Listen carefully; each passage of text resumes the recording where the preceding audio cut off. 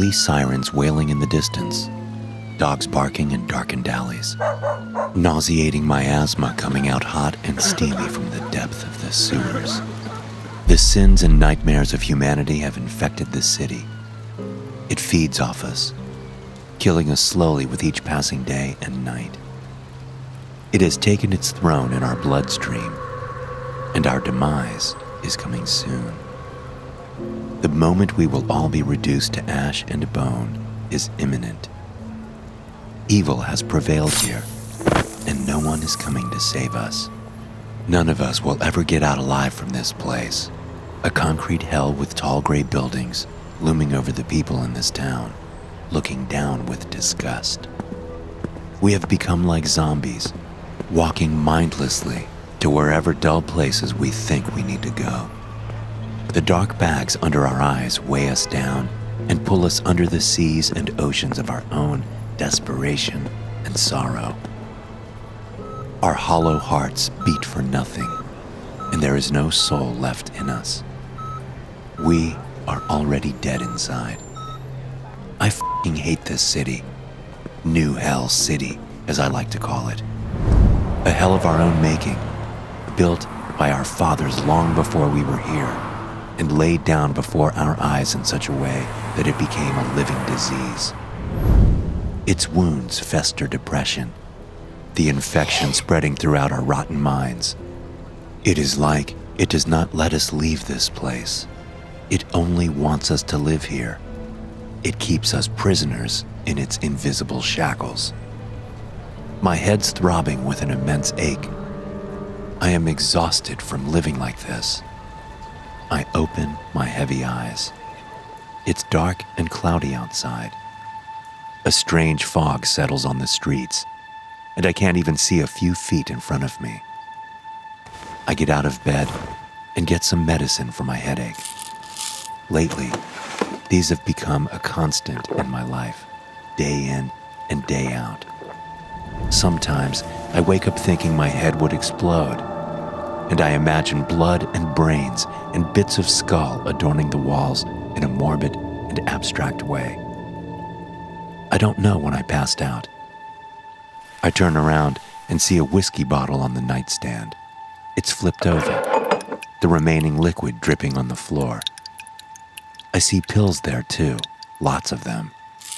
The kind that helps you sleep. My breath smells like decadence, as if my insides are rotting at an accelerated pace. The air feels heavy, and I could smell every regret and bad memory in my life floating around, reminding me of everything I have done. A living nightmare, my creation. I glance at the nightstand again. I shiver while looking at the bottle. I can feel that's an enemy I have been at war with all of my life. I can't remember. I just feel that way. Maybe the devil was inside that bottle, and I drank him. Perhaps he is inside of me now, tearing my guts and organs apart slowly and turning them into death. I can't remember how I got here. I don't think this is even my apartment, so why can't I remember? A rat is twitching in the corner of the room. I think it's about to die. It's sitting in a pool of blood, foaming at the mouth. It's dead now. The fog is retreating, but the city is so dark tonight. There's barely anything visible outside. People are moving like shadows on the streets, and there are no cars. It looks like everyone left in a rush. Maybe the end of the world has arrived. A man and woman have a heated argument outside. She bursts into tears and tells the man she wants nothing to do with him. She can't take any more of his bad drinking habits and descent into verbal and physical violence. He's rambling words that I cannot understand. He is drunk or high, or whatever they do these days to escape reality. But, on second thought, I should not judge him. I am in the same boat after all. I can't remember anything. I'm starting to feel scared. The damp and heavy air in this room is suffocating. I need to get out. I am in the living room now. The walls are moldy and dirty. The stench here is even worse than in the bedroom. It smells like someone died in this apartment. I hear the shower running, and a cold shiver creeps up my spine. "Hey!" I yell, frightened. There is no answer. I call again. Still nothing.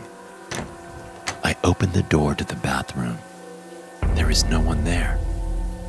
I turn off the shower and wipe the mirror to take a look at my face. The mirror is black, and I can't see anything. This is getting strange. My heart drums inside my chest as if warning me to get out of here. I am afraid to pull the shower curtain to see if anyone is there. I don't know why, but I cannot do it. I need to get out of here. There's something wrong with this place, I whispered. The hair on my arms rises, giving me goosebumps like never before. The smell of death is all around. Panic settles in. It's getting harder to breathe. I open the door to leave. I check the number on the door. It's 23. I was in apartment 23.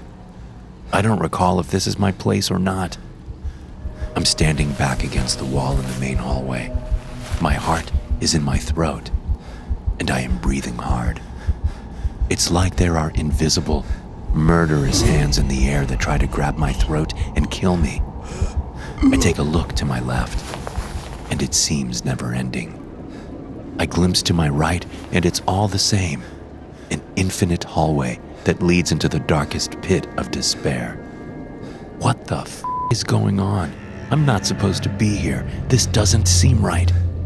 I knock on some doors and see if anyone is home. I try the first one, but all I hear is someone locking it from the inside. "Open up, please! I can't remember anything, please! I am lost, and I don't know where to go!" I screamed my lungs out, hoping to get an answer. Nothing.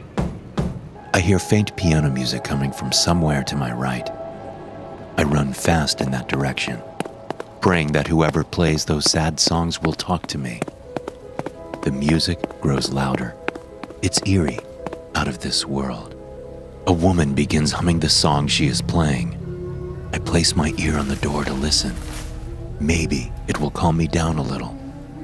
I close my eyes. The notes and the tone are all beautiful, and the voice is angelic. Time stopped for a minute as I listened to her hum. "Please, help me," I whispered. My throat is dry, as if I had inhaled a ton of dust. I knock once, twice.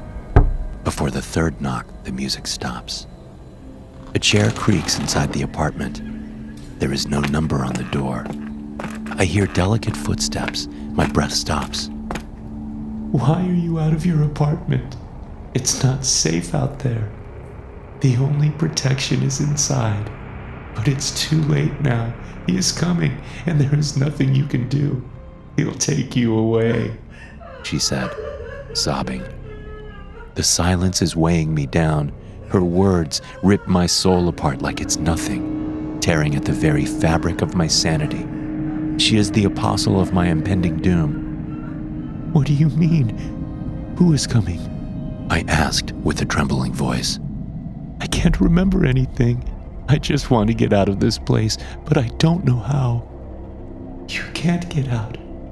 Here is merely a stop for every one of us.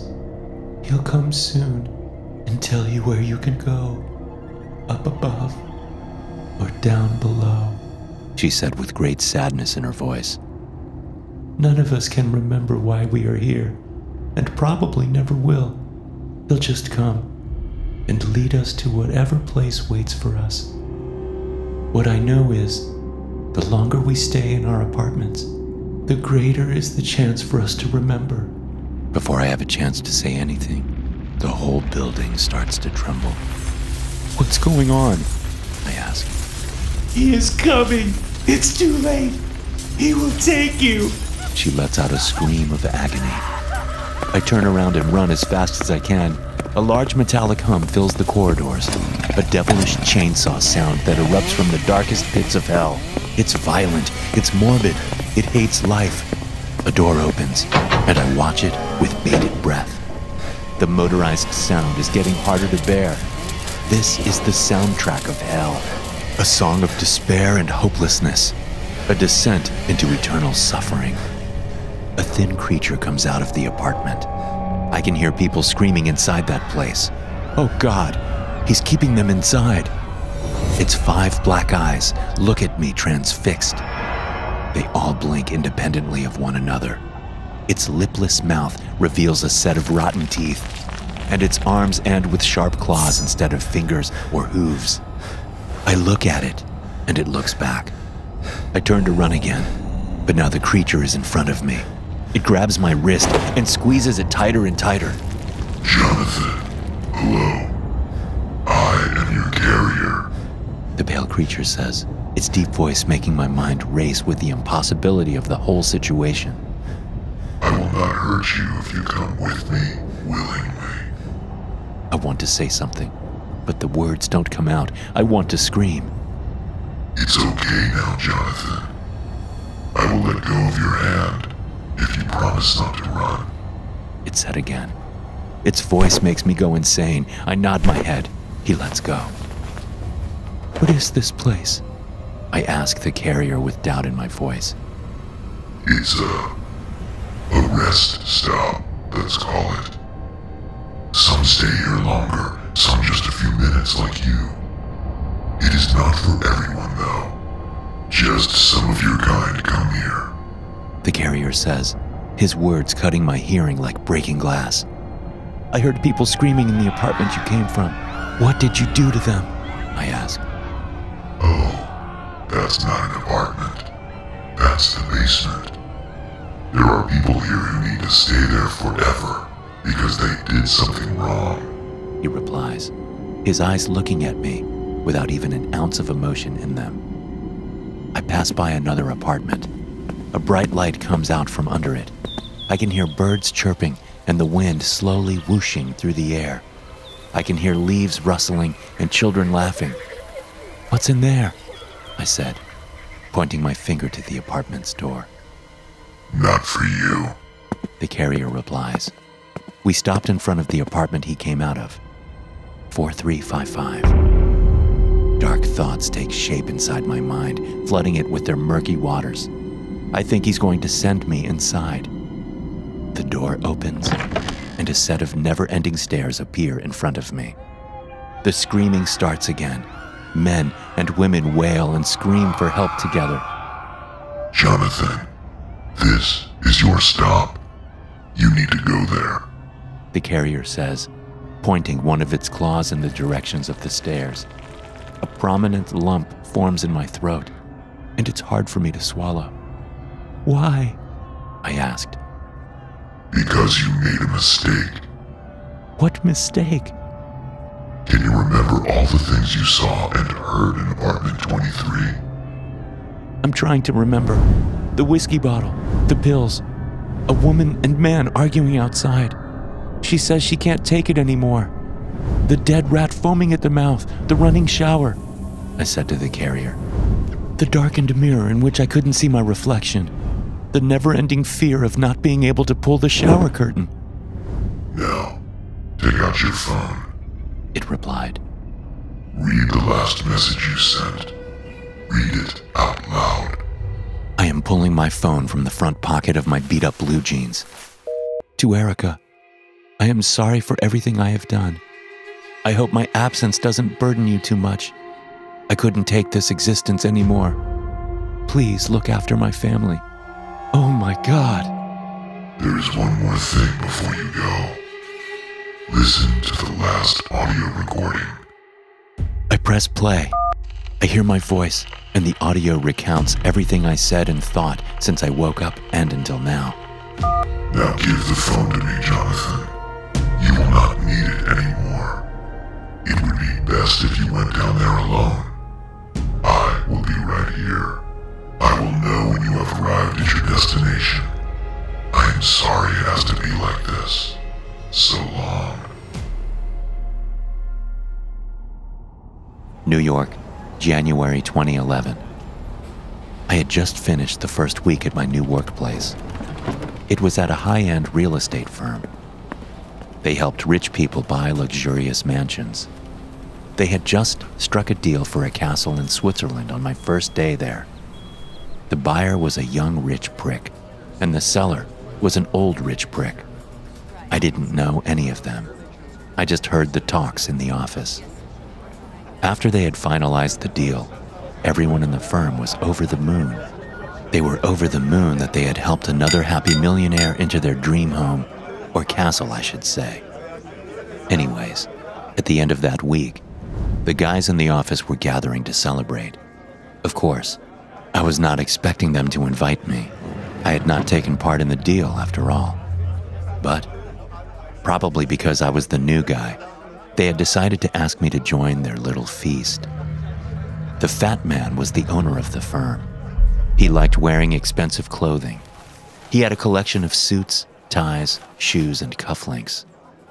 Rare were the occasions when he showed up in the office wearing the same attire. I learned about these things later on as the days in the office went by, and as dark secrets revealed themselves to me, one by one. That Friday, when he came to my small and semi-dark office, he wore a pair of black shiny leather shoes. They looked expensive, very expensive, probably Prada. He had a dark charcoal gray pinstripe suit with a white handkerchief in his breast pocket. The tie was black and speckled with tiny white dots.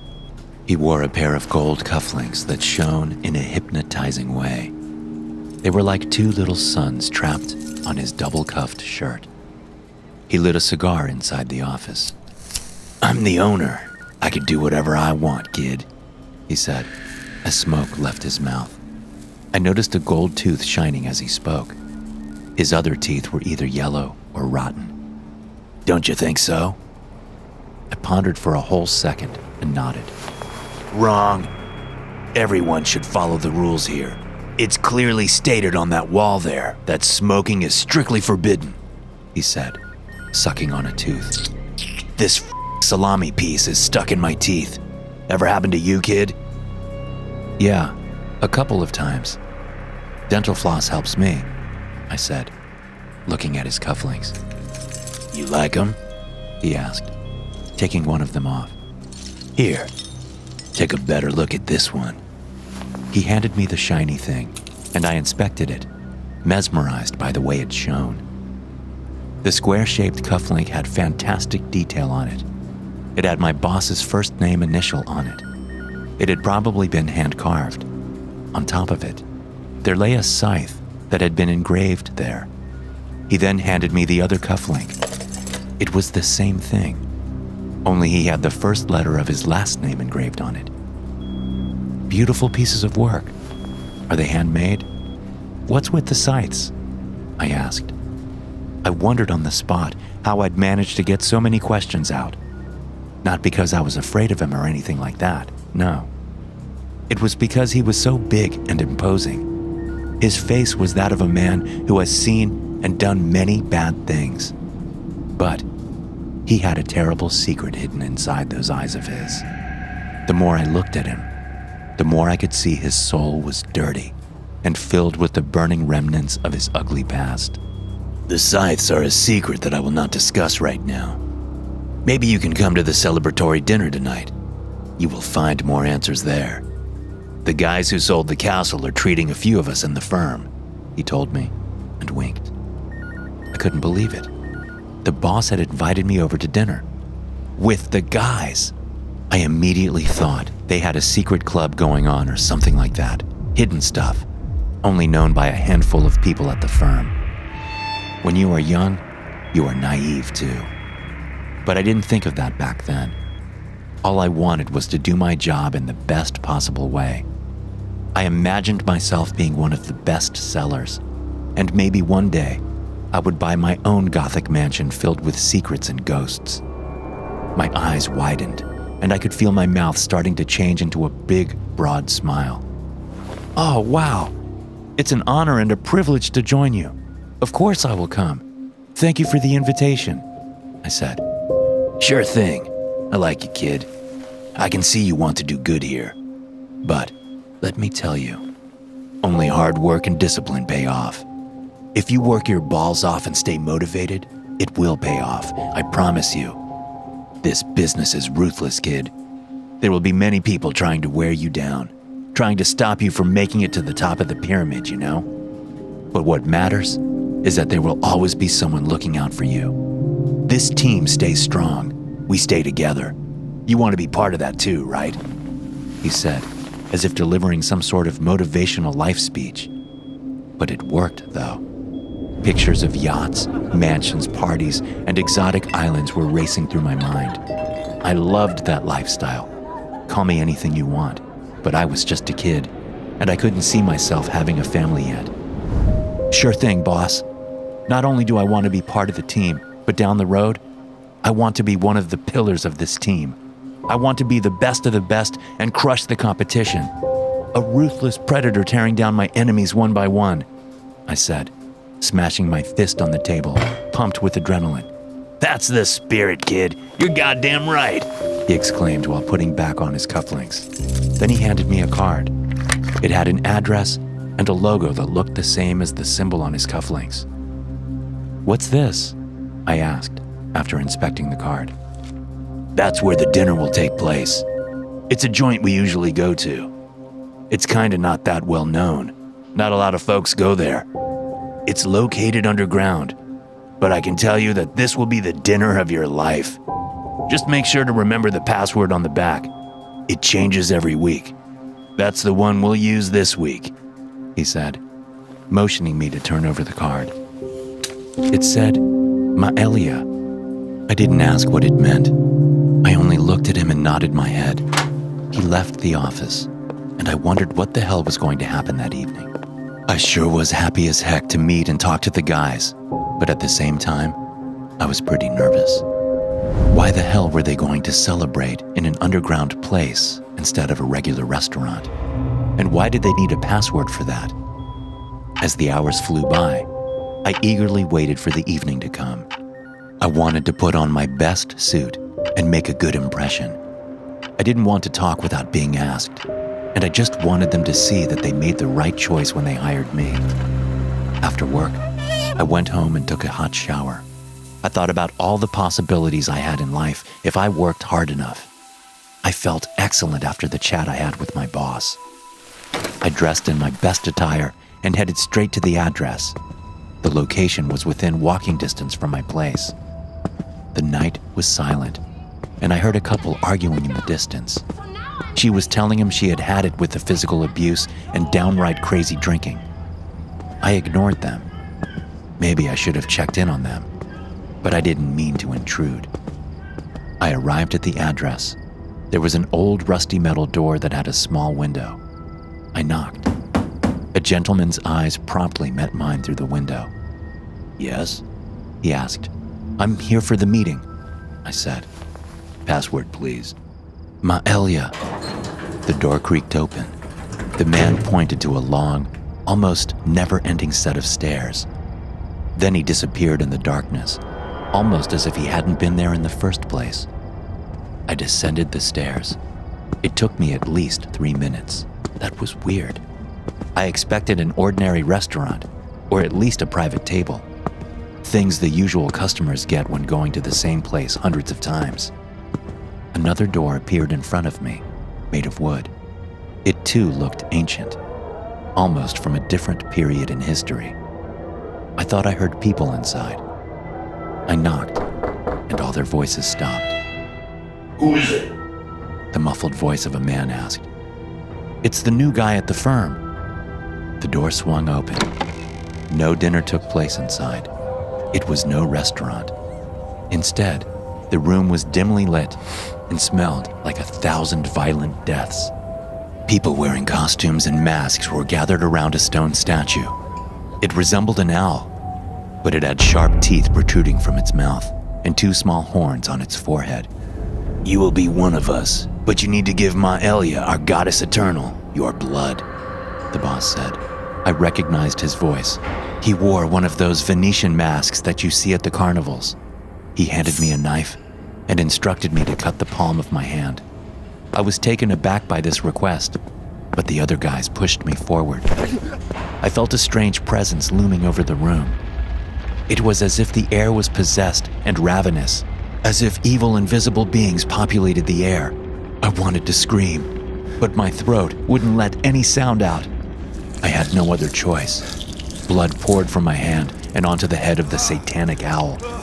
The room trembled, and I felt an immense force reaching inside me.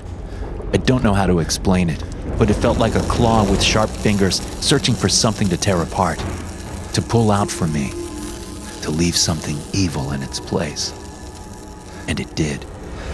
An instant feeling of nothingness, numbness, and lack of emotions propagated throughout my body. "What's going on?" I screamed out to the fat man. "This is the price you have to pay to be with us. One life filled with the riches and wonders of this world. After that, we do not care. We will die anyway," the fat man said, with a monotonous voice. The hoot of an owl made the room tremble. It was high-pitched, evil, and loud. Then it all stopped, and everyone took their masks off. They congratulated me for being the new member of their new stupid cult. What did I do to deserve such hell? I don't know. I made a lot of money for a few years after that, but it didn't feel right. A part of me was missing, and I needed to take it back. I tried finding people to help me. All I know is that my soul was ripped away from me, and I am just an empty shell. It's been 33 years since this happened. Please, if you can help me, I can give you anything you want. I just need to feel alive again. These last few days have been bizarre. To a certain extent, that visit changed me. Or maybe it was a mistake. Had fate led me to that place in the dark? That particular day was overcast and dull. I wanted to go home and get some sleep, but unfortunately, I was a wage slave. I had other talents, of course. Yet, in this day and age, creative skills rarely provide the means to live carefree. As many artists say, one should not create things, beasts, or worlds and words or on canvases just to make ends meet.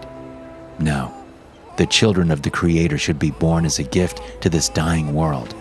Whether a writer, sculptor, musician, or painter, the Creator needs to light up the dark with their creation.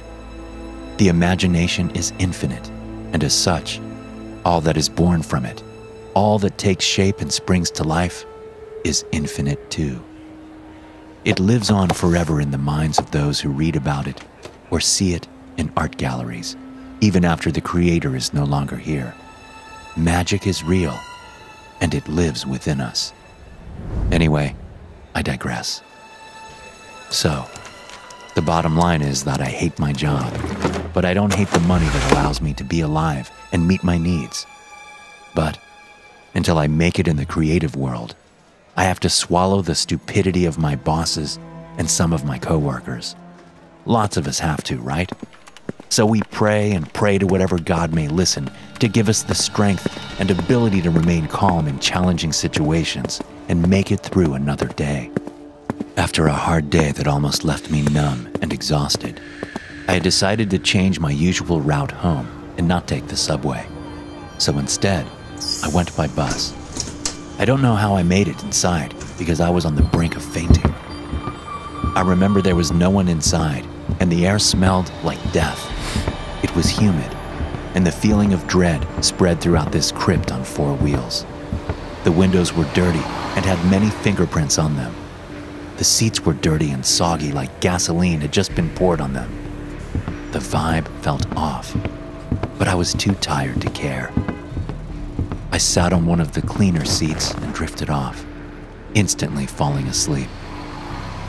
Gotta f***ing love New York City. I don't know how much I slept. It might have been 1 hour or 5. I woke up to the smell of burning flesh. It crept up my nostrils and settled in my lungs like some airborne virus. I coughed so hard that my throat felt like it was exploding. A rat scurried at my feet. I kicked it away as blood boiled inside my veins like hot, steamy tar. I looked outside the window, but all I could see was pitch black darkness. The night took over. and silence settled in. The haphazard lights clicked on and off, seemingly in an infinite fashion. Finally, after I came back to my senses and my head stopped spinning, I saw the driver was still in his seat. "Hey, what's going on? Where are we?" I yelled, demanding to know what the hell had happened. After all, I was in the middle of nowhere. The driver didn't move, not even an inch. He just kept staring forward in the pitch-black darkness. Then, I heard him whispering all of a sudden, muttering words that I could not understand. I went ahead to see what was wrong with him, but before I could reach him, he opened the driver's door and leaped outside on the gravel. Stones crunched under his soles as he started running in the darkness. I yelled at him to stop, but to no avail. He ran like a lunatic, screaming. Then, with his arms flailing, he began saying my name. Then he stopped. He turned around and stared at me. He had bright red eyes, and the skin peeled off his face. He grinned at me with his rotting teeth showing. Worms squirmed in his gums. He was decaying. It was as if he was a zombie, a living corpse, the undead. And he came back to life for just a few seconds to scare the living shit out of me. "Johnny boy, oh Johnny boy, Madam has been waiting for you for so long. You made my day when you got on that bus. Johnny boy, can you hear what I'm saying?" His voice sounded like he had hot charcoal in his throat. It was full of hatred, too. His face started peeling off, melting like hot wax from a burning candle. His eyes fell too, and all that was left was his skull, looking at me, laughing still. "What the hell is going on?" I screamed. It was as if I had been thrown into a different plane of existence altogether. The man said nothing. He then pointed toward me with his sticky, bony fingers. "You're next on the list, Johnny. You have to do it, boy. There's no going back now," he exclaimed, standing petrified, with no actual power to say any word. I watched him turn his back on me. He then ran off into the darkness of the night, screaming with his arms flailing. As he ran away, he caught on fire. Bright orange flames engulfed him. All this madness that unfolded before my very eyes threw me into a spiral of paralyzing fear. With the walls of my sanity beginning to shatter, I found myself lost in a place I didn't know. The darkness was still covering everything, and I couldn't make out anything except the bus I came in. The haphazard lights still clicked on and off, and the sound irritated me. I tried calling for help, but the cold night swallowed my desperate calls. I didn't know if this was the afterlife or a parallel world. Maybe something had happened, and I was sent to this plane of existence. Was I trapped forever in one big nightmare of my own creation, lost in the darkness of the mind for eternity to come? My head started spinning, panic and fear clouding my judgment. I didn't know what to do. The silence became haunting. The air felt carnivorous. It was as if some entity bided its time, watching and studying me from a faraway place. A sense of creeping coldness soon took over my skin. The hair on my arms rose, as if warning me that evil was breathing in the back of my neck. Somewhere in the distance, I heard a creaking noise. It was metallic and sharp. Voices. A cacophony of voices. There were screams, cries, and whispers, but all of them said the same thing. John, my name. I tried heading in the opposite direction of the sound, but the more I ran, the more unbearable the voices became. There was only one option for me in this situation. Go and find the source. After what I reckoned to be a few miles of walking, an abandoned house appeared in front of me. A place in the middle of nowhere. My instincts told me that. The wind howled inside. There were no doors and no windows. A putrid smell of decaying flesh came from the darkness of the house. It stung my nose and made me retch. The faint voice of a woman said, Come inside. Let me show you what I will give you. The moment I entered, everything changed. The building came to life. A large chandelier illuminated the main hallway. Old, beautiful crimson rugs adorned the floor. Rooms to other doors were absent, and I felt claustrophobic, like being in a tunnel. A frail-looking woman appeared out from the shadows that moved shyly on the walls. The wrinkles on her face were like old rivers surviving the curse of passing the time. They had thousands of stories to tell, her eyes fixated on me. She smiled and clapped her hands together. Then, she exhaled as if all the worries she had before seeing me were no more. John, you are here at last. She said, never leaving my gaze. Welcome home. Her bony hands terrified me. Her brown, sickly nails made me feel sick. Her ragged, dirty dress emanated a rancid smell. I stepped back. At this point, nothing made sense to me. Who are you? What do you mean, welcome home? I asked her this question in hopes an answer could be provided. This is where you belong. This is your home, your sanctuary. This is the place where you drink the gift that will change your life. The one before you did not last long, and as such, he burned away in the darkness of the night. But now you will take his place, she said, slowly approaching me. What? Was all I could say. I'm dying. I need to eat. You will bring me food, fresh food, young blood. If you fail your task, you will end up just like the one before you, she replied. In the blink of an eye, she leaped right in front of me and scratched my arm. An orange-pink light illuminated my veins. I saw flying beasts with horrible faces, a bleeding moon in the sky, and giants who ate people for pleasure for a few brief seconds. But then, their screams of agony ripped through the vastness of the land, and the freak show continued forever. This is where you'll go if you fail in your task. I just need 3 young, fresh hearts. If you don't want to go to that place, you must provide them fast. If not, then... she said, trailing off. What do you mean? Kill people? I screamed. Yes, now go, she said, touching my chest and pushing me. I landed in the bed of my one-room apartment, back into New York City. I woke up screaming in fright. Thank God it was just a bad dream. I couldn't get those screams out of my head. I headed to the kitchen and made myself a coffee. Then I hopped into the shower. Everything was all right now. I looked at my arm, and there was a slight bruise. I thought I hurt it while sleeping. Things like that happen.